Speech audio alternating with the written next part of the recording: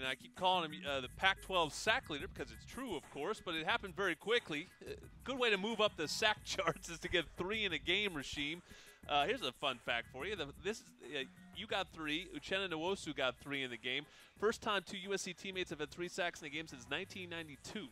So it's been a minute. What was working so well that you guys were able to get so much pressure on Saturday? What was working was just the moves we were, doing in practice. The stab, the, bull rush, and like the moves we like practice like on Tuesday and Wednesday are the moves we were doing on Saturday. So we were just being the same person that we were in like practice. So that just helped us being like consistent. Yep. Talk about this defensive line unit, because when you look at the whole, this week it's Cheney and yourself, being highlighted, but Christian Rector also was one of the top sack leaders in the conference as well. What has sort of led to that unit becoming as dominant as it has, especially rushing the passer this year? I would say our like coaches do like a good job of getting us prepared. Coach Nansen and Coach KU do like a good job of teaching us pass rush moves and just teaching us like the proper run techniques just to play the run better. And when like our group plays the run better, that just gives us like more chances to rush the passer. And like they just do a good job of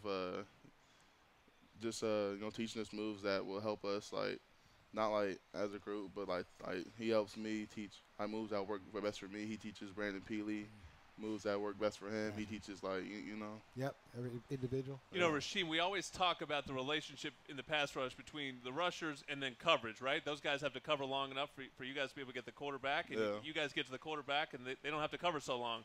But I noticed against Arizona State that relationship between the edge rushers and an interior rusher like yourself, how much do you guys work in tandem, and their success led to your success and vice versa in that game?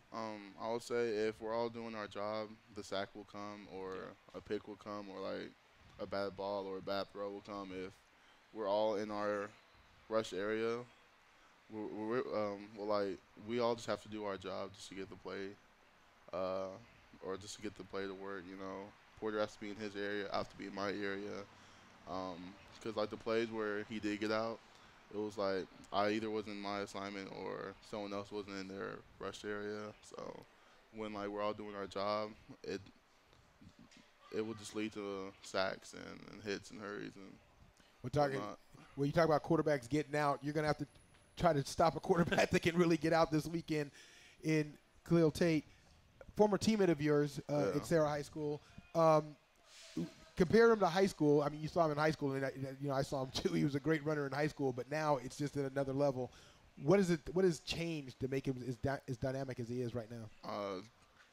To be honest, I think he looks the same at Sarah that he does now. He just has gotten better as a passer, and he'll probably learn some things from his coaches, but he still has the same style. He loves to run the ball. And, when he does, he's a hard runner. He's hard to bring down, as the nation has seen. Right. He's a hard dude to bring down. Something you've known for a while, probably. Yeah. So now, is the trash talking started yet, or are we gonna wait till later in the week? Might have to wait till Saturday because I personally am not one to send tweets to somebody. All right. I'd rather just practice hard and just let the plays make noise for me. All right. You got a similar look against Notre Dame with Brandon Wimbush. What were the lessons that you guys took from that game that you need to employ on Saturday to contain Tate?